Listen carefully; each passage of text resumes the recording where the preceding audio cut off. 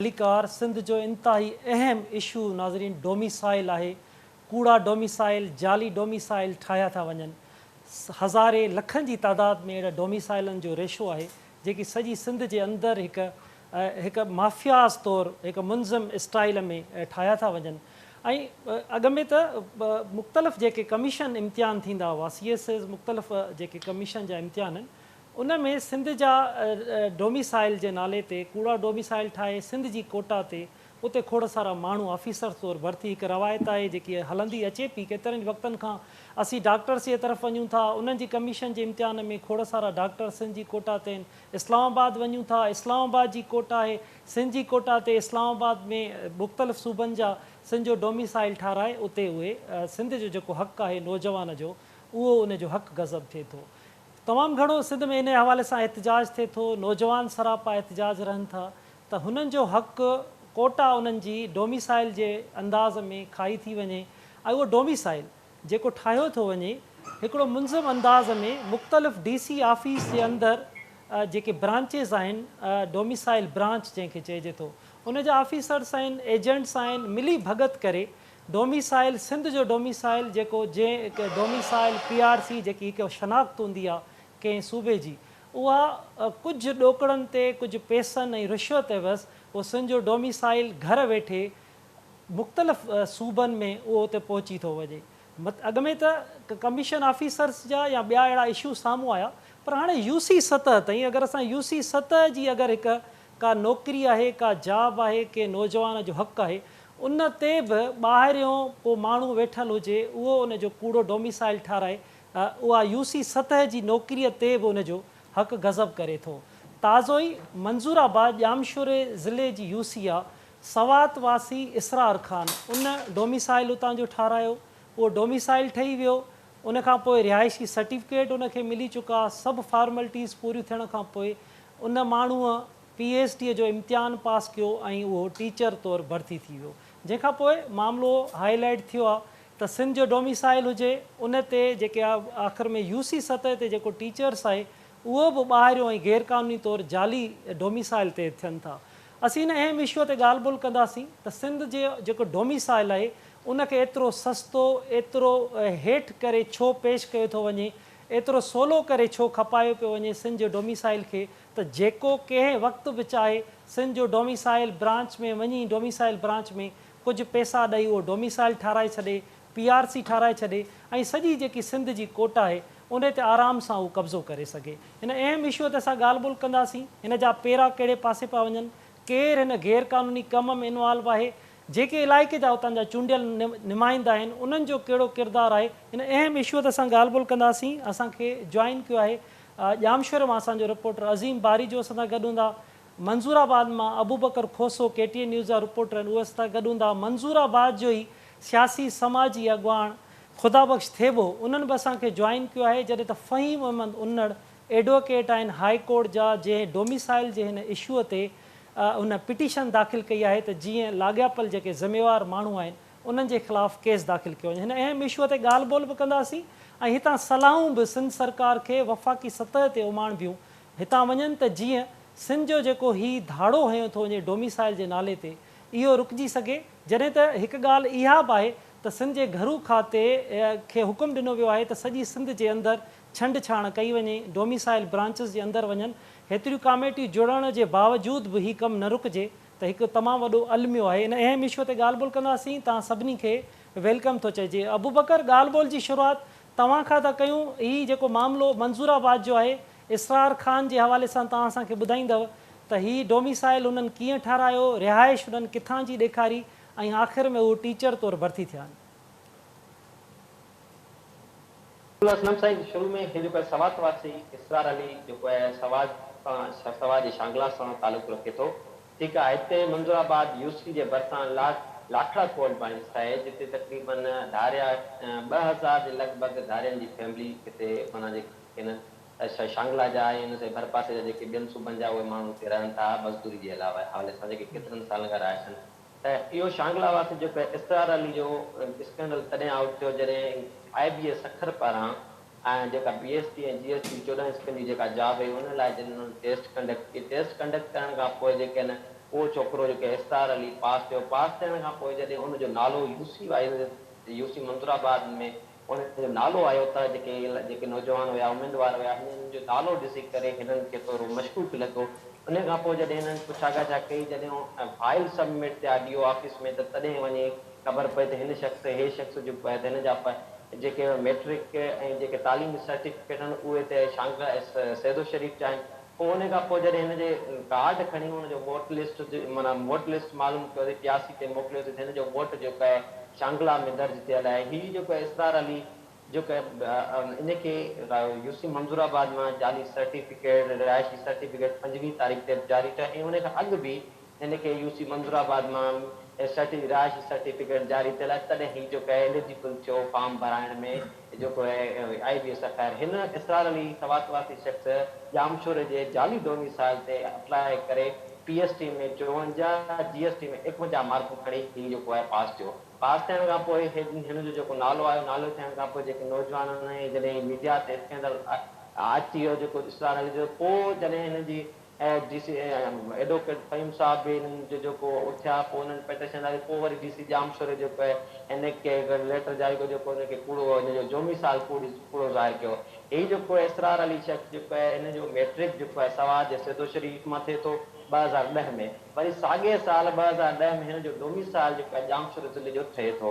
उन खां पोइ हीउ जेको आहे वरी इंटर सैदो शरीफ़ सवाद जे साॻे स्कूल मां करे थो 2012 में। वरी हिन जो जेको कार्ड आहे सुञाणप कार्ड उहो 2014 में हितां थिए थो ऐं कार्ड में वरी उनजो जेको आहे मुस्तक़बिल पतो सैदो तालका उपारी ज़िला सांगला जो थिए थो ऐं जॾहिं जेको हाणोको पतो आहे उहो कोल माइंस जो ॼाणाए वञे थो। हाणे जेके जॾहिं त हिनखे जेको 8वीं क्लास जो सर्टिफिकेट उहो आहे हितां कोल माइंस ते हिकु खानगी स्कूल आहे, उन मां हिनखे 8वीं क्लास जो मिडिल क्लास जो सर्टिफिकेट मिले थो। जॾहिं खां पोइ हीअ स्कैंडल आउट थियण खां पोइ जॾहिं हुनजी सर्टिफिकेट जेको 8वीं क्लास जो हिनखे मिलियल हूंदो आहे मिलियल आहे, उन बाबति जेको आहे असांजे स्कूल जे खानगी स्कूल जे सिटिंग प्रिंसिपल खां हुनजे साहिब मां पुछागाछा कई त उन चयो त असां मूं वटि हिन सर्टिफिकेट मुतालिक़ को बि रिकॉर्ड मौजूदु न आहे। उन स्कूल में हे जेको आहे 2000 खां वठी 2008 में पास ॾेखारियल आहे जो 8 पास करे थो ऐं उन सर्टिफिकेट में बि हीउ जेको हिन जो ॼमण जो जेको हंधु आहे उहो शांगला ॼाणायल आहे। जॾहिं जेको डोमिसाइल आहे 2010 में हिन जो ठहियो आहे उन में वरी त हिन जो डेट ऑफ प्लेस उहो आहे कोल माइंस ॾेखारे वञे थो। हे स्कैंडल आउट थियण खां पोइ हिन जो जेको नालो अचण खां पोइ जेके अहेल ताईं जेके बि इलाइक़े जा साञावन जुड़ियूं आहिनि त उहे हिन मतिलबु वरितल आहिनि। हीउ जेको आहे IBS टेस्ट पास करण खां पोइ हिन जो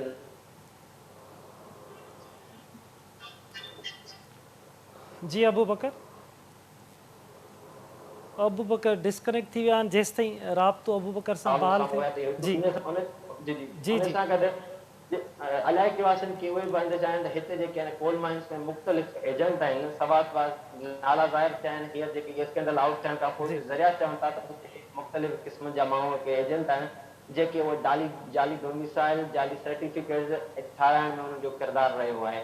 हीउ जेको स्कैंडल आहे त इन खां पोइ हीउ जेके आहिनि पास थियो आहे उन खां पोइ जेके जिते बि हितां जा जेके यूसी जा जेके हितां जा मक़ामी नौजवान आहिनि उन्हनि में हिकु ॾुख जी लहर छाइल आहे।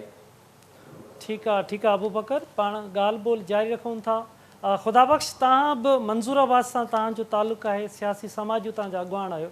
हीअ जेके बि कम थी रहिया आहिनि मंसूराबाद में उहो त सॼी सिंध मां अहिड़ियूं शिकायतूं अचनि थियूं, मीरपुर ख़ासि हुजे, लाड़काणो हुजे, जेकमाबाद हुजे, पर हीउ जेको ताज़ो मंसूराबाद में थियो आहे मामिलो, इसरार ख़ान कीअं हीउ सर्टिफिकेट ठारायो, डोमिसाइल ठारायो, उनखां पोइ उतां हीअ नौकिरी हासिलु कई, तव्हां उतां जा सियासी समाजी अॻुवान आहियो, केतिरा ॿिया अहिड़ा माण्हू मौजूदु आहिनि, केरु उन्हनि खे अहिड़ा डोमिसाइल कूड़ा ठाराए ॾेई रहियो आहे?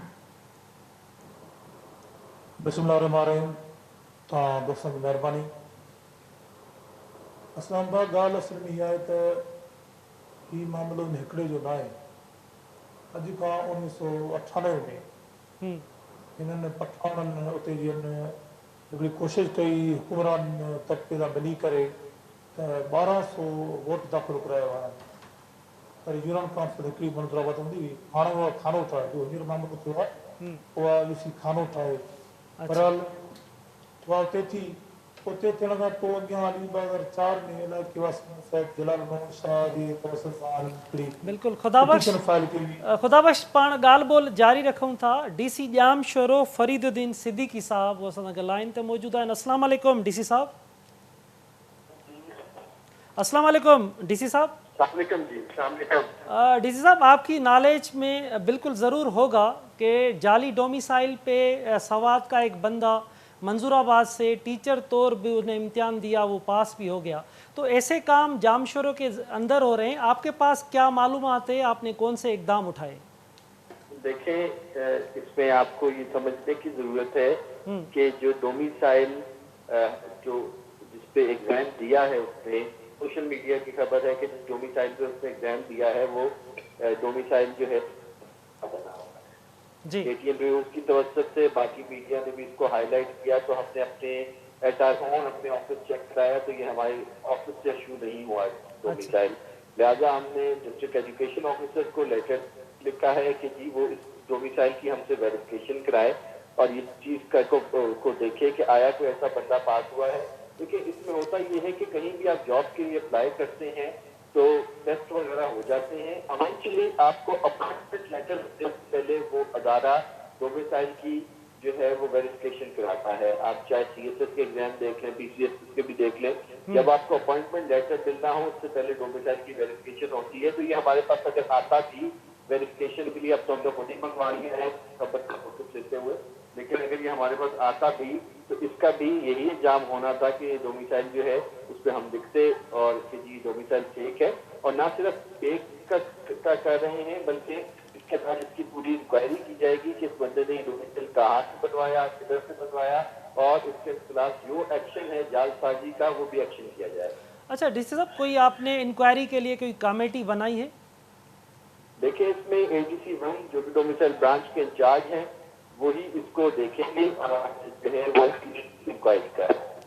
अच्छा, और भी इतलात हैं तो जामशोरों के अंदर और भी जाली डोमिसाइल बनाए जा रहे हैं, कितने वक्त से ये इतलात आते हैं? आप ये तो आप बिल्कुल गलत है, साबित करके दिखाएं, कोई ऐसा नहीं है। इवन जो इंक्वायरी कमेटी मुख्तलिफ जिलों से भी आपको पता है पिछले साल कॉन्स्टिट्यूट हुई थी, उसने भी जामशोरों के तमाम डोमिसाइल जो सस्पिशियस थे उनको भी केस करार दिया है।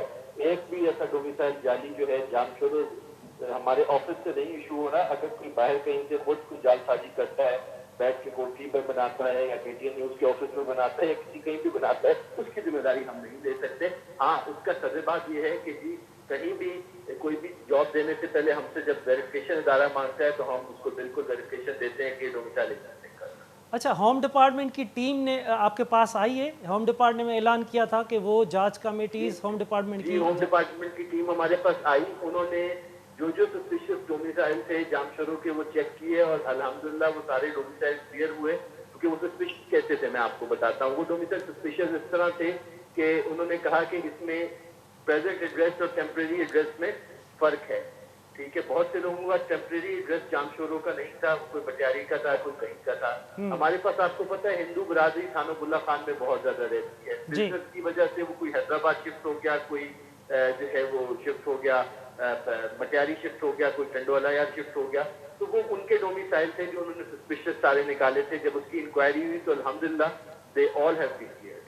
अच्छा DC साहब, आप डोमिसाइल जो जारी करते हैं उसके लिए क्या डिसिप्लिन आपने बनाया है, क्या शराइत हैं? कोई एक बंदा सवात का है कि बाहर के किसी सूबे का है तो उसके लिए तालीमी असनाद होनी चाहिए, उसका रिहायशी सर्टिफिकेट, उसकी आप क्या देखते हैं, उसकी पूरा प्रोफाइल कैसे देखते हैं? सिटीजनशिप अपॉइंट किया जाता है डोमिसाइल को और जो परमानेंट रेजिडेंस सर्टिफिकेट को। सिटीजनशिप एक्ट जो है वो बड़ा इसमें सिंपल है, उसमें भी अब चेंजेस गवर्नमेंट ऑफ सिंध ने प्रपोज किए हैं। वो तो कहता है कि जी अगर आप 1 साल कहीं पे रहते हैं तो आप वहाँ से डोमिसाइल ले सकते हैं, 3 साल पे परमानेंट रेजिडेंसी ले सकते हैं। इसमें बड़ा क्लियर कट क्राइटेरिया रखा हुआ है क्योंकि ये वाकयात आपको पता है और इसमें KTN न्यूज़ को मैं क्रेडिट भी देता हूँ। उन्होंने बड़ा जो है 2 साल पहले जब ये मुहिम चली तो निशानदेही की कि मुख्तलिफ सिंध के इलाकों में जाली डोमिसाइल इशू हुए हैं और फेक डोमिसाइल के अगेंस्ट एक पूरा होम डिपार्टमेंट की कमेटी बनी। हम लोग करते ये है कि जो अगर कोई आता है सबसे पहले तो हम लोगों ने यहाँ तक रखा हुआ है कि हम लोग इवन 1 एड्रेस टेम्परेरी अगर उसका बाहर का हो तो उसका नहीं बना रहे। नाजरा का जो है उसका परमानेंट एड्रेस भी और टेम्परेरी दोनों यहाँ पर होना चाहिए। ये हमारी एबंडेंट प्रिकॉशन है जो हम कर रहे हैं। इसके अलावा से रिपोर्ट ले उसकी एजेंसी को चेक किया जाता है कि आया वो वाकई यहाँ का रहने वाला है कि नहीं है। जैसे तो के लोग अपनी शिकायत करते हैं कि थोड़ा सा कम्फर्टम हो गया है, तो हम उनसे यही कहते हैं हमेशा लोगों को कि बिल्कुल मुश्किल थोड़ा सा हो गया है डोमिसाइल। आपको इतनी 6-7 रजिस्ट्रेशन हम लोगों ने ऐड कर दी हैं जो एक्ट में भी नहीं है, लेकिन उसकी वजह यह है कि हम नहीं चाहते कि कोई बाहर का बंदा के डोमिसाइल पर नौकरी ले जाए। अच्छा डीसी साहब, कितना क्राइम समझते हैं आप जाली डोमिसाइल बनाने को?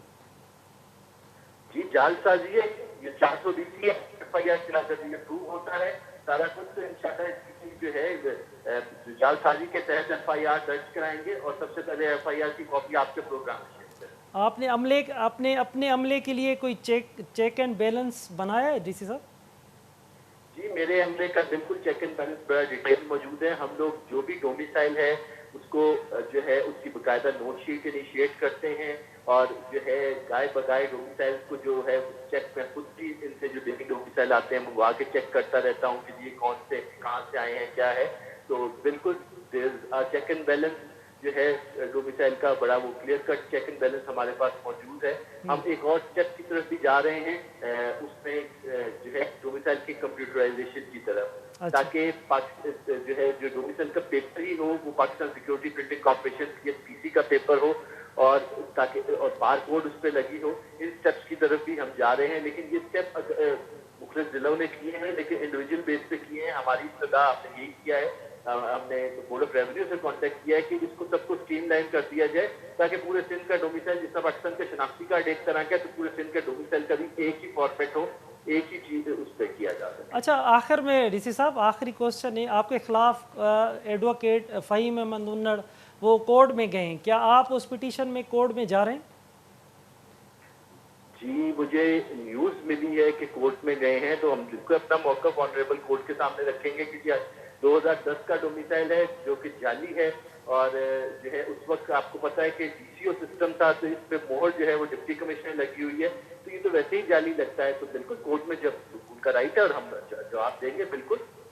मेहरबानी डीसी साहब, आपने KTN न्यूज़ को वक्त दिया। नाज़रीन कोटड़ीअ जो रिपोर्टर लतीफ़ शोरो उन असांखे जॉइन कयो आहे DC ऑफिस वटि हू मौजूदु आहिनि।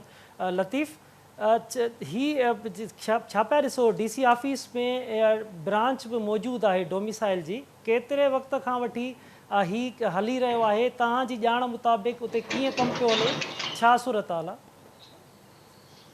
जी असलम DC जामशुरो जी ऑफिस जेका लाइसेंस ब्रांच आहे उते जेको आहे डेली बेसिस ते जेको आहे ऐं हिन वक़्तु जेको आहे 230 खां 250 डोमिसाइल PRC ठाहिया वञनि था। उते जेको आहे ऐं मुख़्तलिफ़ जेको अमलो आहे उहो चवे थो उन जा प्रोसेस आहिनि। असां पहिरियां ई जेको आहे उन जी तस्दीक कयूं था, रेज़िडेंस सर्टिफिकेट, रहायशी सर्टिफिकेट, इलेक्शन सर्टिफिकेट, उन खां पोइ उन जा जेके सर्टिफिकेट हुजनि था उम्मीदवार जा उहो वठूं था। ॿियो वॾे में वॾो मामिलो प्रॉपर्टी जो परमानेंट एड्रेस हुजे उहो वठण खां पोइ असां तस्दीक कयूं था। उन खां पोइ असां उन मुख़्तियार कार जी रिपोर्ट वठूं था, तपेदार जी रिपोर्ट वठूं था ऐं पोइ उनखे मुख़्तलिफ़ मां हाणे पोइ आख़िर में जेको आहे उनखे PRC ऐं डोमिसाइल खे जारी कयूं था। पर हिते वरी इहो अमलो हिकिड़ी ॻाल्हि यादि करे थो त जेको सिटीज़न एक्ट आयो परवेज़ मुशर्रफ जे दौर में, उन में इहो ॼाणायो आहे त 3 सालनि ताईं जेको बि माण्हू जंहिं बि इलाइक़े में रहंदो ऐं 3 सालनि जी रिहाइश खां पोइ उनखे जेको आहे डोमिसाइल PRC जारी करे सघिजे थो। त इन हवाले सां जेकॾहिं असां ॾिसूं साहित कोटड़ी में वॾे पैमाने ते धारी आबादगारी आहे, अॻवाननि जी लोधूं आहिनि, अॻवाननि जूं कालूं आहिनि, उहे सालनि खां हिते रहिया पिया आहिनि। त ज़ाहिर आहे त उन्हनि जा डोमिसाइल, उन्हनि जी NIC, उनजी PRC ठाहिण में त का देरि कोन थी लॻे पई। जी बिल्कुलु। ऐं जेकॾहिं 3 सालनि जो कानून आहे त पोइ ज़ाहिर आहे त उहे सिधा सवा हिते ठहनि था। ऐं पोइ हिकिड़ी वरी ॿियो मामिलो आहे, एजेंट माफिया जो हिकिड़ो वॾो कारोबार आहे डोमिसाइल ठाहिण में, PRC ठाहिण में। एजेंट माफिया आहे जेका 10,000, 20,000, 25,000, 30,000 ताईं, 50,000 ताईं वठी बि इहे डोमिसाइल ऐं PRC ठाहिण जो हिकिड़ो कारोबार आहे जेको ठहे पियो ऐं हले थो। जी लतीफ़ तव्हां उते मौजूदु आहियो, तव्हां सां कंहिं ॻाल्हि ॿोल तव्हां कराए सघंदव? उते कुझु माण्हू मौजूदु आहिनि? हा, मूंसां गॾु हितां जो समाजी अॻवान आहे इमदाद कुंवर यूसुफ सारंग, जिन जेको हर मसइले ते जेको आहे उन ते इशू ते जेको आहे एहतिजाज कया आहिनि, प्रोटेस्ट कया जी। आहिनि। हिन मामले ते बि उन्हनि हिकिड़ी कमेटी ठाही आहे, उन्हनि सां तव्हांखे ॻाल्हि ॿोल कराए थो त हुन खां पुछूं था त हीउ जेको मामिलो आहे जेको सवात जो डोमिसाइल साहिब जो आहे, ॿिया जेके ठहनि था उन्हनि लाइ हिननि जो लाइ मतिलबु हिकमत मिली छा आहे? हम्म, तव्हां ॿुधाईंदा त हीउ जेको सवात जो डोमिसाइल जो इंकशाफ जो ठहण जो, उन खां पोइ जामशोरो जेको आहे ज़िलो, उन में वॾे पैमाने ते धारी आबादकारी आहे, बर्मी आहिनि, अफ़गानी आहिनि, बिहारी आहिनि ऐं ॿियूं मुख़्तलिफ़ बंगाली आहिनि, पोइ इहे माण्हू सभु हिते रहनि था, त छा उन्हनि जा ई डोमिसाइल कीअं था ठहनि ऐं कीअं थो इहो कारोबार हले, कहिड़ा कहिड़ा माण्हू उन में मुलवस आहिनि? कावस जे टीम जी महिरबानी जंहिं हिन अहम इशू खे खयो आहे। हीउ क़ौमी इशू आहे। हीउ काफ़ी सालनि खां वठी असां जिदोजहदूं कयूं आहिनि त हिते धारिया आसानी सां डोमिसाइल PRC ऐं शनाख्ती कार्ड ठाराए था वञनि।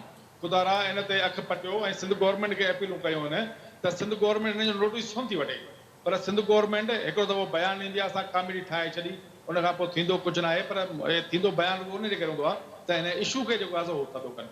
हाणे तव्हां ॾिसो त हींअर जॾहिं PST GST या जेके बि नौकरियूं आहिनि त उन में जेके धारिया उन में पास थी विया आहिनि, उहे तव्हां हींअर डोमिसाइल जॾहिं साम्हूं शयूं अची वञनि त उहे डोमिसाइल कूड़ा निकिता आहिनि, उन्हनि जा जाली डोमिसाइल निकिता आहिनि। हाणे जाली डोमिसाइल निकिरण में काफ़ी शयूं उन में मुलविस आहिनि। हिकिड़ो त यूनियन काउंसिल जो सेक्रेटरी उन में मुलविस आहे, जेको पैसा वठी ऐं उहे सर्टिफिकेट राज सर्टिफिकेट जारी थो करे। उन खां पोइ उते जेको आहे एजेंट माफ़िया, जेको एजेंट माफ़िया वेठो आहे DC ऑफिस में, उहो छा थो करे, उहो चए थो त मूंखे रुगो शनाख्ती कार्ड ऐं फ़ोटू ऐं डिग्रियूं जेके आहिनि उहे ॾियो, मां पाणे जेको आहे तव्हांखे कार्ड ठाराए खणी ॾींदुसि। ऐं तव्हां पंहिंजो इमदाद कुंवर जी ॻाल्हि ॿोल ॿुधी, यूसुफ सारंग बि हिन मामले ते इलाही कमु कयो आहे ऐं उहो बि तव्हांजो समाजी अॻवान आहे, उन सां पाण मौक़ुफ़ वठूं था। हीउ जेको मामिलो हले पियो उन ते हिननि जो कहिड़ो लाइअमल आहे, की छा हिकमत मिली जोड़ी आहे हिननि? ॾिसो साईं, इन इहो त पंहिंजी जॻह ते आहे त असां सॼी सिंध मजमूई तौर ते धारी आबादकारी जे विच में फाथल आहे। जाली डोमिसाइलनि जो मामिलो हुयो, अॻु में इंक्वायरी थी, जांच थी, काज़ी शाहिद परवेज़ जे senior board of revenue member हुयो, उनजी सरबराही में जेका कमेटी ठही, उन कमेटीअ हशर इहो कयो त हिकिड़ो सॼो फाइल अॼु बि जेकॾहिं तव्हां कोशिशूं वठो, असांजा सहाफ़ी दोस्त मीडिया जा दोस्त कोशिशूं वठनि त उहो हैदराबाद जे रेवेन्यू बोर्ड में उहो सॼो फाइल दॿायो वियो आहे। जामशोरे DC ऑफिस में फरीद मुस्तफ़ा गुज़रियल 4-5 सालनि खां वेठो आहे बेदरीक़। अॻु में हिकिड़े पंजाबी छोकिरो हुयो, उनजा जो डोमिसाइल जारी थियो। ॿिनि डोमिसाइलनि जा मामला हींअर मूं वटि आया आहिनि, उहे ॿई पंजाब जा आहिनि, उन्हनि जो वोट पंजाब में रजिस्टर्ड आहे ऐं डोमिसाइल जामशोरे जो जारी थियो आहे। उहे मामला आहिनि। सवाती जो आहे, बोल में को जाली डोमिसाइल आहे, कोर्ट सारा लॻभॻि 250 जे बाब आहिनि डोमिसाइल जेके शकी आहिनि। असांजी कमेटी उन ते कमु करे पई। जल्द असां एहतिजाज में वेंदासीं, DC ऑफिस ॾाढो मुस्तक़िल बुनियादनि ते कैंप खणी वेहंदासीं। इन करे वेहंदासीं त बाबा हिकु त DC कहिड़े रूल त 8 सालनि खां वठी तव्हां असांजे घाटे में वञी छॾियो आहे। हितां अच्छा सिंधी माण्हू जो जेको ठहे थो पियो डोमिसाइल। ऐं दिलचस्प ॻाल्हि ॿुधायां, जॾहिं सिटीज़न एक्ट जी ॻाल्हि थिए थी, धारियल लाइ उहो खणी 3 साल हुजे, पर सिंधी माण्हू जेको गुज़िरियल 50 सालनि खां हिते वेठो आहे, जेकॾहिं उनजे शनाख्ती कार्ड ते मुस्तक़िल पतो लाड़काणे जो आहे, मुस्तक़िल पतो नशर फ़िरोज़ या सखर जो आहे, त DC ऑफिस मां उनखे हिकदमि रिजेक्ट करे चवनि था त बाबा मुस्तक़िल पतो शनाख्ती आरज़ी पतो भली जा तव्हांजो कोटली या जामशरे जो हुजे, पर मुस्तक़िल पतो जंहिं ज़िले जो आहे उतां वञी डोमिसाइल ठारायो। सवाती उतां सवात मां अचे थो, पैसा ॾिए थो। हिते कारोबार आहे, हीउ कारोबार पियो थो थिए ऐं कारोबार जे ख़िलाफ़ असांखे ज़ाहिर निकिरणो पवंदो रोड ते। ठीकु आहे, महिरबानी लतीफ़ शोरो तव्हांजी। अज़ीम, तव्हां जामशोरे डिस्ट्रिक्ट में रिपोर्टिंग करे रहिया आहियो, DC ऑफिस खे बि ॾिसो पिया, छा सूरत हाल तव्हांखे डोमिसाइल वारे हिन इशूअ ते नज़र अची रही आहे? डोमिसाइल ब्रांच जो कहिड़ो किरदारु आहे ऐं हीअ जेकी शिकायतूं ऐं दाहूं अचनि पियूं, तव्हां रिपोर्टिंग कयो पिया, तव्हांखे कीअं रिपोर्ट नज़र अचे पई, कीअं पिया तव्हां ॾिसो? असलम साईं, वॾी महिरबानी। जो सिंध जे अहम इशू ते हमेशह KTN न्यूज़ पाण मल्हायो आहे। हिन वक़्तु बि जेको आहे सवात वासी जेको आहे जामशोर ज़िले में जेको यूनियन काउंसिल मखदूराबाद में उनखे मास्तरी टेस्ट में पास करार ॾिनो वियो आहे। डिप्टी कमिश्नर ऑफिस में लाइसेंस ब्रांच जेकी डोमिसाइल जी ब्रांच जेकी उते ठहियल आहे, हिते हज़ारनि जी तइदाद में जेके धारिया माण्हू रहनि था, उते उन्हनि खे बाआसानीअ सां जेको आहे डिप्टी कमिश्नर ऑफिस में जेको आहे एजेंट मुक़ररु थियल आहिनि, जेके ऑफिसरनि सां जेके मिली भगत करे उन्हनि खे बाआसानीअ सां जेके उतां जा जेके तर जा जेके वॾेरा ऐं बाअसर माण्हू उन्हनि जा फोन अचनि था ऑफिसरनि खे, को ऑफिसर जेके आहिनि जेके लाइसेंस डोमिसाइल ब्रांच जा जेके इंचार्ज आहिनि उनखे फौरी तौर हुकुम ॾीनि था त तव्हांखे हिन जो डोमिसाइल ठाहे ॾियणो, पोइ हुनजो कार्ड सही हुजे या जेके डॉक्यूमेंट जेके आहिनि एजुकेशन जा या वॉन्ट लिस्ट या पेडासी सर्टिफिकेट हुजे या न हुजे, उन्हनि खे बाआसानीअ सां जेको डोमिसाइल मिली थो वञे। मक़ामी माण्हू डोमिसाइल लाइ मुख़्तलिफ़ डीसी ऑफिस जा चकर कटे थो, उन्हनि खे जेको डोमिसाइल लाइ घुरायो थो वञे, मगर उन्हनि खे नथो ॾिनो वञे। जीअं कोटड़ी साहिब जो वॾी आबादी रखंदड़ उते धारी आबादकारी घणी आहे। उन खां अलावा तहरीके मांझनि में जेको अक्सर करे कोल माइंस में जेके सवात ऐं पंजाब जा माण्हू रहनि था, उन्हनि खे जेको हिन वक़्तु डिप्टी कमिश्नर ऑफिस में जेको बाआसानीअ सां डोमिसाइल उन्हनि खे मिली वञे थो, पर मक़ामी माण्हुनि खे जेको हुते डोमिसाइल जेको उन्हनि खे नथो ठाहे ॾिनो वञे। डिप्टी कमिश्नर जामशोरो हींअर दावा कई त होम डिपार्टमेंट जी जेकी असां वटि टीम आई आहे, डिप्टी कमिश्नर साहिब इहो न ॿुधायो त उहा टीम कॾहिं आई, कहिड़े वक़्तु आई, जो डोमिसाइल जी छंडछाड़ कई। इहा टीम हिकु सिंध हुकूमत जोड़ी 2020 में सीनियर कोड ऑफ मेंबर हो काज़ी शाहिद परवेज़। उन कमेटी जॾहिं डीसी ऑफिस में हिकिड़ी मीटिंग कई त हुन में 30 खां 40 एट ए टाइम ते जेके कमेटी वारे जेके डोमिसाइल रखिया विया त 30 उन कमेटी जेके शकी ज़ाहिर कया त ही धारिया माण्हू आहिनि, इन्हनि खे कहिड़े कानून तहत ठाही वेंदी। पोइ उहे डोमिसाइल कमेटी जेकी 2020 में जुलाई जो महीनो उहो पाण सां गॾु खणी वई। हिन वक़्तु ई उन शकी डोमिसाइल जी न का ख़बर पई, न ई को डीसी ऑफिस में जेको अमलो आहे उनजे ख़िलाफ़ कार्रवाई थी। हिन वक़्तु बि जेको वॾे तइदाद में जेके जाली डोमिसाइल जेके मक़ामी माण्हुनि खे अथनि धारियनि खे जेको बाआसानी सां जेको उहो ठाहे ॾिनो पियो वञे। एजेंट माफ़िया सरगर्म आहे, उन में ऑफिसर अक्सर करे जेके ऑफिसर डिप्टी कमिश्नर ऑफिस में आहिनि, असिस्टेंट कमिश्नर हुजे या एडिशनल डिप्टी कमिश्नर हुजे, उन्हनि जा बि एजेंट मुक़रर थियल आहिनि। उन्हनि वटि जेके ठीकु आहे अज़ीम, पाण ॻाल्हि ॿोल जारी रखूं था। सिकंदर, ही डोमिसाइल जो इशू ते मां तव्हां खां मालूम करणु चाहींदुमि। सवात जो इसरार अहमद आहे, उनजो मंसूराबाद मां उन टीचर जो इम्तिहान नो ऐं पास बि थी वियो आहे उतां, उन डोमिसाइल उतां जो ठारायो आहे। उन खां पोइ सॼी सिंध जे अंदरि दांह अचे पई त जामशोरे ज़िले मां कूड़ा के डोमिसाइल ठहनि था। तव्हां ज़रूरु डीसी खां मालूमात वरिती हूंदी, तव्हांखे छा ॼाण मिली आहे त हीउ कमु कीअं हली रहियो आहे, उनजे रोकथाम लाइ तव्हां कहिड़ो उपाउ पिया वठो? सभ खां पहिरीं जेकॾहिं ग़लति डोमिसाइल ठहियल आहे त जंहिं ठाहियो आहे बल्कि जंहिं हिन जी सिफारिश कई आहे इन सां रिआयत न थींदी। असुलु इशू हिकिड़ो इहो आहे त असांजे हिन में गोल माइन ते पठान रहनि था ऐं काफ़ी ज़्यादा मिलनि था, जिन जा वोट बि दाख़िल आहिनि ऐं वोट बि असां वठंदा आहियूं। हिन दफ़े असां महाजन बीठो महीने ते कान में मीटिंग थी, जेकॾहिं हू वाक़ई हिते 17 सालनि खां रहियल आहिनि, उहो तक़रीबन इहे सवाद ते ई आहिनि। उहा अलॻि ॻाल्हि आहे, जे न त इहा इंक्वायरी मां डीसी सां ॻाल्हायो, डीसी इंक्वायरी करे पियो थो। जेकॾहिं ग़लति क़िस्म जो एतिज़ाद असां पंहिंजे सिंधी माण्हुनि जे मथां इहो ज़ुल्म कॾहिं बर्दाश्त न कंदासीं ऐं इहो असांजे जामशोरे जे माण्हुनि जो हक़ु आहे, चाहे कहिड़ी बि नौकिरी हुजे, उहो रिआयत न कबी। अच्छा सिकंदर साहब, तव्हां जीअं चओ बि पिया, सम्झो बि था मामलनि खे त सिंध जो नौजवान कहिड़ी बेरोज़गारी आहे, कहिड़ी परेशानी आहे। कमीशन जे इम्तिहाननि में उते त सिंध जे डोमिसाइल ठाराए ऐं सिंध जी कोटा ते माण्हू भर्ती थी था वञनि, पर यूसी सतह ते हिकु टीचर जी पोस्ट अचे थी, उन ते बि कूड़ो डोमिसाइल ठहे थो। हिन मामले ते सीरियस अंदाज़ में नोटिस वठण जी छा ज़रूरत आहे? हिन ते तव्हां किथे किथे ॻाल्हाईंदव मथी सतह ते त जीअं जामशोरे ज़िले जे अंदरि या सॼी सिंध मां कूड़ा डोमिसाइल ठहणु बंदि कनि, सिंध जी कोटा आहे, सिंध जे नौजवान जो हक़ु आहे, उहे ॿाहिरियां खणी था वञनि? बिल्कुलु इन ॻाल्हि खे सीएम सिंध सां ॻाल्हि थी, सिंध असेंबली में बि इहो इशू थियो हो। जेके ओवरऑल सिंध में डोमिसाइल ठहिया आहिनि, बल्कि डोमिसाइल ठाहिण खे रिजेक्ट कयो वेंदो ऐं जिन खे नौकरियूं मिलियूं आहिनि उहे नौकरियूं बि ख़तमु थी वेंदियूं। इहा सिंध असेंबली में ॻाल्हि थी सघी आहे, सीएम सां ॻाल्हि थी आहे। रही सुवाल जामशोरे में जेकॾहिं कंहिं बि ठाहियो आहे, चाहे डीसी इनवॉल्व हूंदो या कोई एसडीएम इनवॉल्व आहे, उहा इंक्वायरी हले पई। मूंखे डीसी ॿुधायो आहे त मां तव्हांखे 2 ॾींहंनि जे अंदरि ॾियां थो। असल में डीसी में हींअर इलेक्शन जे करे उहो ट्रेनिंग ते वियल आहे। अॼु बि हींअर तक़रीबन 1 खां 5 बजे ताईं, सुबुह 7 खां 5 बजे ट्रेनिंग ते हो। हुन पंहिंजे ऑफिसरनि खे थी चयो आहे, इंशाल्लाह सुभाणे ताईं रिपोर्ट अची वेंदी हली त बल्कि अहिड़ा डोमिसाइल ॿिया जेके ठहियल हूंदा उनखे रिजेक्ट कबा ऐं जेके ऑर्डर शुभ थी विया आहिनि त उहो सिक्योरिटी एजुकेशन सां मिली करे उहो वरी जेके हुते ॿिया केरल न हूंदा उन्हनि खे असां ऑर्डर वठी ईंदासीं जे यूएसके जो ऑर्डर हूंदो उन में ई ज़ाहिरी ॻाल्हि आहे हींअर असां 40 मार्कुनि ते खणी आयो आहे खणी आयो आहे उतां जो जेको ॿियो केरल न हूंदो उनखे ऑर्डर वठी ईंदासीं। अच्छा अच्छा डॉक्टर साहब सिकंदर साहब ही होम डिपार्टमेंट जी हिकु टीम बि मुक़ररु थी आहे सिंध हुकूमत पारां जेकी सॼी सिंध जे अंदरि छंड छाण कंदी हाणे उन टीम सां तव्हांजो को राब्तो या उहा टीम कहिड़ी उन जी कारकर्दगी आहे तव्हां उन हवाले सां का ॼाण रखो पिया?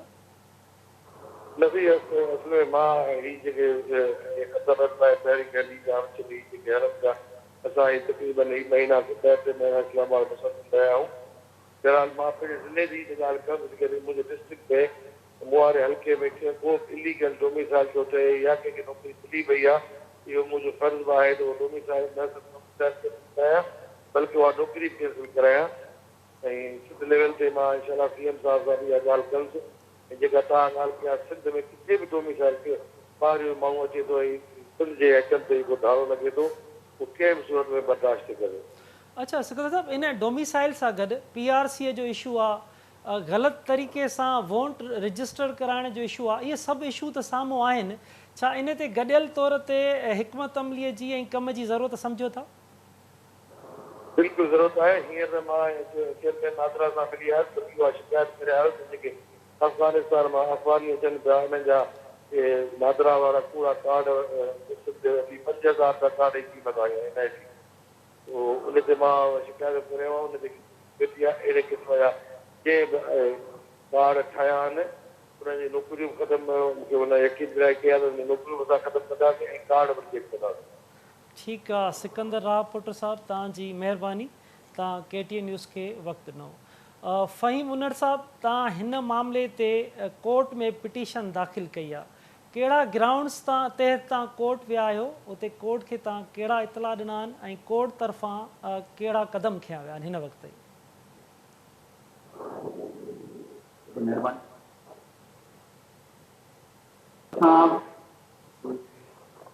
जनरल इशू हुयो कमसाल जो टाइम खां वठी असांजे डिस्ट्रिक्ट जामशोद में कंप्लेन ऑन रिकॉर्ड हुई पर ही जेका कंप्लेन हाणे सोशल मीडिया जेको आहे वायरल थी इन में जेको आहे सवात वासी आंगला डिस्ट्रिक्ट KPK जो जाइजी जेको बाय बर्थ हुतां जो आहे जंहिंजी टोटल एजुकेशन कंप्लीट थी उहा उतां जी आहे जंहिंजी परमानेंट रेजिडेंस उहा उनजी उतां जी आहे उन माण्हूअ खे असांजे डिस्ट्रिक्ट एडमिनिस्ट्रेशन जे तरफ़ां डोमिसाइल PRC इशू थो थिए 2010 एज वेल एज उनखे रेजिडेंस सर्टिफिकेट थो इशू थिए जेको आहे सो फर्स्ट मंथ में 2020 में हाणे माना इहा बदकिस्मती आहे असांजी असांजे इदारनि जी जो पाकिस्तान सिटीज़न एक्ट 1951 उहो हाणे ओल्ड थी वियो उन खां पोइ असां वटि जेको डोमिसाइल PRC ठहे थो उहो ठहे थो permanent residence certificate rule in rule जे तहत जेको आहे सो जेको सिंध जो रहवासी आहे जेको बाय बर्थ सिंध जो आहे उनजो सर्टिफिकेट डोमिसाइल PRC उहो इशू थींदो जंहिंजो इंटेंसी में जंहिंजो पीउ बि सिंध जो आहे जंहिंजी माउ सिंध जी आहे जंहिंजी तालीम सिंध जी आहे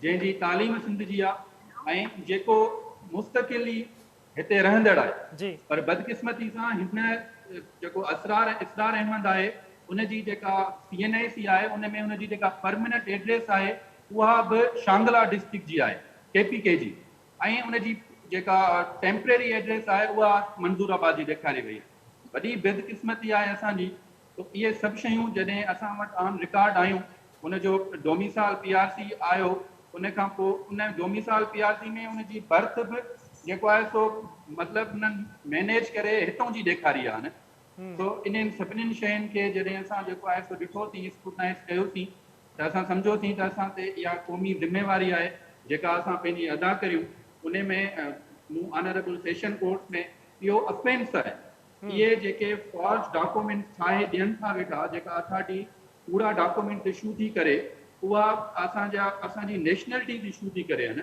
उन जे बेसिस ते असां वटि हिते प्रोफेशनली यूनिवर्सिटीज़ आहिनि, असां वटि मेहराण यूनिवर्सिटी आहे, असां वटि लम्स आहे, जंहिं ते असांजा खोड़ सारा जेको आहे सो स्टूडेंट्स मतिलबु ऑन मेरिट ते सिर्फ़ु इन जे करे रहिजी था वञनि हलिया जो उते आउट ऑफ प्रोविंस जा माण्हू उन्हनि खे ई मैनेज थियल शयूं ॾाढियूं ईज़ी एक्सेस में मिलनि थियूं, ऐं उहे जेको आहे सो असांजी मेरिट लिस्ट में जेको आहे सो असांजे कोटा ते उहे वेठा आहिनि। तो असां इहा शइ महसूसु कई थी, या फॉर्जरी आहे, ऐं इन में डिस्ट्रिक्ट एडमिनिस्ट्रेशन टोटली इन्वॉल्व आहे, ऐं उन खां अलावा उन जे अंडर जेके बि जेको आहे सो इन जा क्लरिकली माण्हू आहिनि उहे टोटली इन में इन्वॉल्व आहिनि, ऐं असां इन अफेंस खे इहो पाकिस्तान पेनल कोड जे सेक्शन 469, 490, 469, 470 एंड 471 जो इहो अफेंस मेड आउट थिए थो त जेको जालसाज़ डॉक्यूमेंट्स प्रिपेयर करे थो ऐं जेको जालसाज़ डॉक्यूमेंट मैनेज कराए थो,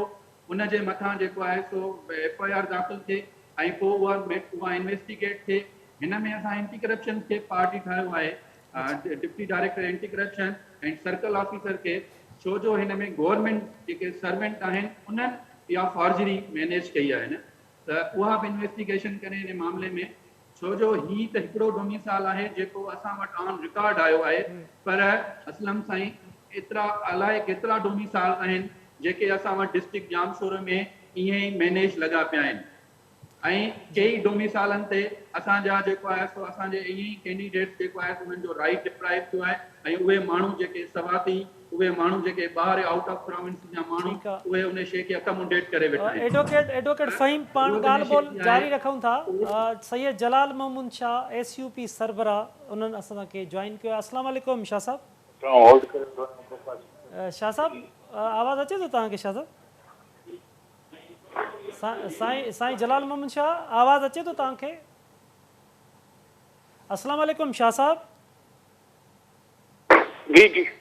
अच्छा शाह साहब, डोमिसाइल जे इशू ते असां डिस्कस करे रहिया आहियूं, मुख़्तलिफ़ एडवोकेट बि आहिनि, सियासी समाजी अॻवान असां सां गॾु मौजूदु आहिनि। शाह साहब मुंहिंजो आवाज़ अचे थो तव्हांखे? जी जी।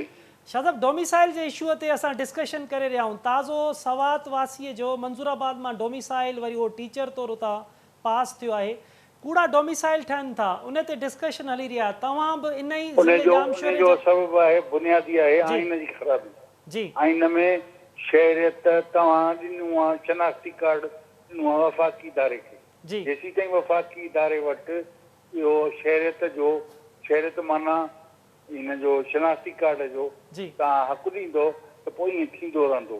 जेसि ताईं शनाख्ती कार्ड सूबाई सब्जेक्ट न हूंदो तेसीं ताईं शहरियत जी डुप्लीकेशन थींदी कान।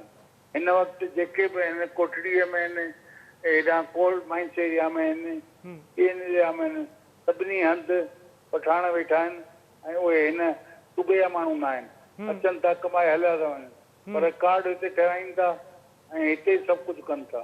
त अहिड़ियूं ग़लतियूं थींदियूं रहंदियूं, छो त इहो शहरियत जो बुनियादी मामिलो आहे। शहरियत तव्हां ॾेई छॾी आहे, को बि शनाख्ती कार्ड ठहिराए पंहिंजो वणे त जेका बि शइ ठहिराए उन ते करे सघे थो। इहा इन जी ख़राबी आहे।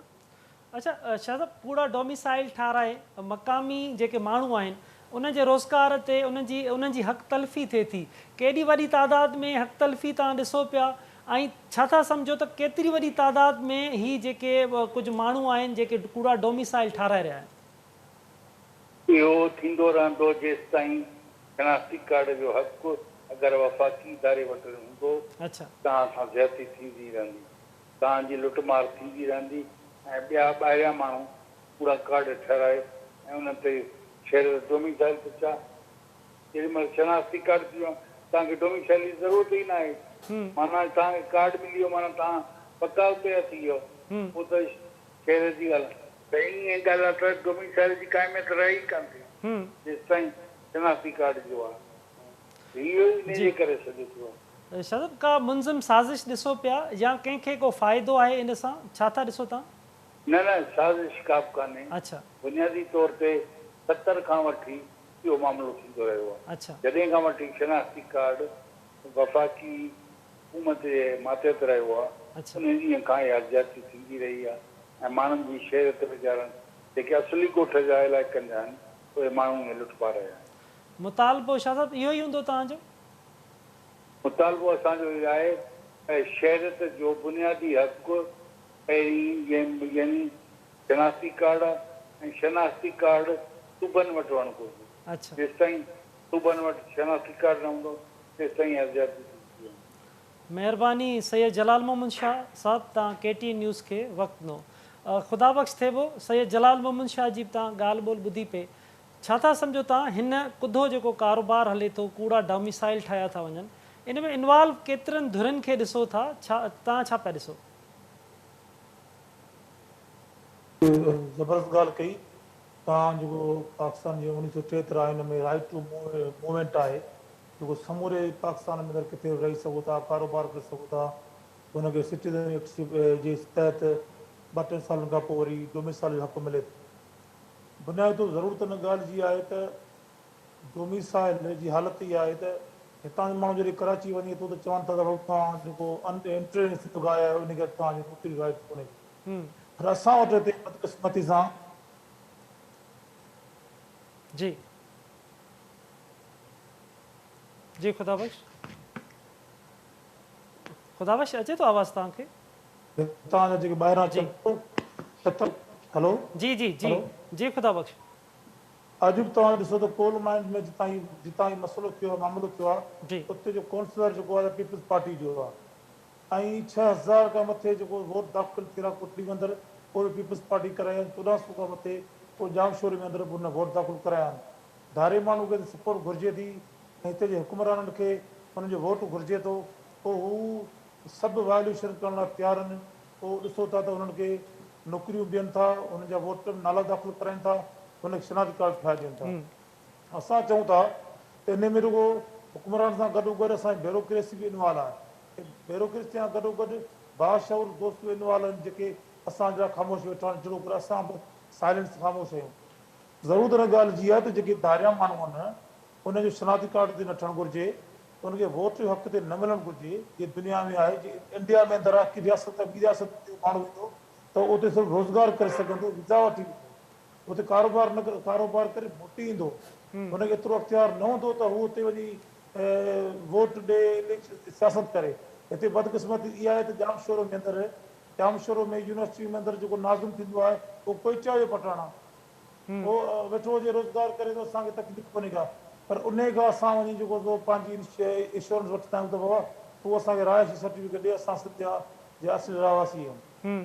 इन जे करे असीं चऊं था त हुकुमरान धुर जेको आहे, तव्हां पाण ॾिठो त MLA साहिब जेको तव्हां सां ॻाल्हायो त MLA साहिब पाण चयो त असां खां वोट वठंदा आहियूं, ऐं वरतल वियो। हाणे जी सियासी हुकुमरान जेके 40 सालनि खां पीपल्स पार्टी वेठी आहे हुनजे मफ़ादनि सां जुड़ी विया आहिनि। हर तव्हां ॾिठो त अॼु खां 4 साल पहिरियां साईं ज़ैन शाह जी अॻुवाणी में ऐं सॼी ॿियूं कोपर जमायतूं सभिनी मिड़ी मुठ थी करे शनाख्ती कार्ड जेको धार्मिक ठाहे ॾिनो वियो पिया अफ़गाननि खे, उन जे ख़िलाफ़ु असां कराची में अंदरि बुख हड़तालूं कयूं ऐं नतीजो निकितो त बुख उन्हनि खे पीपल्स पार्टी आहे निसार खोड़ो साहिब जो बयानु हो, जेकॾहिं 10,000 माण्हुनि जो शनाख्ती कार्ड ठहंदा त कहिड़ो आसमान ते चुको। इन करे हिन सॼी तबाही बर्बादी ऐं लुटमार जो जेको सबबु आहे उहो असांजा पंहिंजा आहिनि। उहा पीपल्स पार्टी गवर्नमेंट आहे जेका हितां चूंडिजी अचे थी, उहा बार बार सिंध जे वसाइलनि ते सौदेबाज़ी करे थी, सिंध जी नौकरियुनि ते सौदेबाज़ी करे थी। जेको असांजे ज़िले में अंदरि 40 सालनि खां हुकूमत करे पियो MPA जेको मलिक असद सिकंदर साहिब उहो करे पियो। उन्हनि खे उन जी सपोर्ट आहे, उहो धारियुनि माण्हुनि खे सपोर्ट करे पंहिंजनि खे तबाह कनि पिया।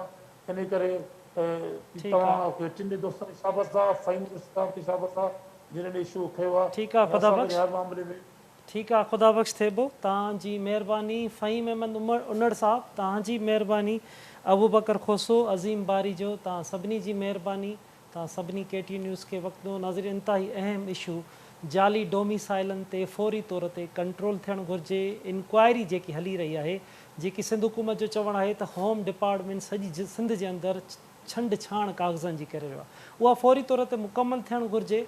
जेके ज़िम्मेवार आहिनि, जेके DC जेके ऑफिसिस जे अंदरि डोमिसाइल ब्रांचिस आहिनि, उते अगरि के ज़िम्मेवार आहिनि त उन्हनि जे ख़िलाफ़ बि क़दम खयो वञे ऐं हीउ जेको कारोबार हली रहियो आहे जेको डोमिसाइल कूड़ा ठाहे सिंध जो जेको हक़ु आहे नौजवाननि जो रोज़गार जो हक़ु आहे उहो समूरनि जी हक़नि ते जेको धाड़ो हयो थो वञे उन जी रोकथाम अचणु घुरिजे ऐं हिन मामले ते ज़रूरु जेके बि MNA साहिब सां ॻाल्हि ॿोल्हि थी सभिनी सां हिन मामले ते गॾियल तौर ते स्टैंड वठण जी ज़रूरत आहे त जीअं सिंध जे अंदरि क़ौमी कूड़ा जेके डोमिसाइल ठही रहिया आहिनि उन्हनि जी फौरी तौर ते रोकथाम अची सघे। वरी नवनि इशू सां गॾु ॿीहर गॾंदासीं।